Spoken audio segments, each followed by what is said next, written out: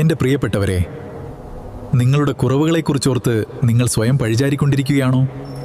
ഞാൻ അത്ര നല്ലവനല്ല, ദൈവം എന്നെ എങ്ങനെ സ്നേഹിക്കുമെന്ന് നിങ്ങൾ ചിന്തിക്കുന്നുണ്ടാകാം. മക്കളെ, കടലിലെ തിരമാലയിൽ ഞാൻ പത്രോസിനെ കണ്ടത് അവൻ മീൻ പിടിക്കുന്നതിനിടയിലാണ്. ചുങ്കസ്ഥലത്ത് വെച്ചാണ് ഞാൻ മത്തായിയെ വിളിച്ചത്.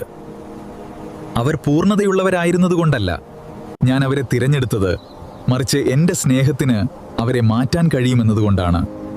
ലോകം നിങ്ങളെ നിങ്ങളുടെ തെറ്റുകൾ കൊണ്ട് അടയാളപ്പെടുത്തിയേക്കാം. എന്നാൽ ഞാൻ നിങ്ങളെ കാണുന്നത് എൻ്റെ രക്തത്താൽ കഴുകി ശുദ്ധീകരിക്കപ്പെട്ടവരായിട്ടാണ്. നീ നിന്നെ തന്നെ വെറുക്കുമ്പോഴും നിന്റെ മുറിവുകളെ സ്നേഹിക്കാൻ എനിക്ക് കഴിയും. തകർന്ന പാത്രങ്ങളെ ചേർത്ത് പിടിച്ച് മനോഹരമായ ഒന്നാക്കി മാറ്റുന്ന കുശവനാണ് ഞാൻ.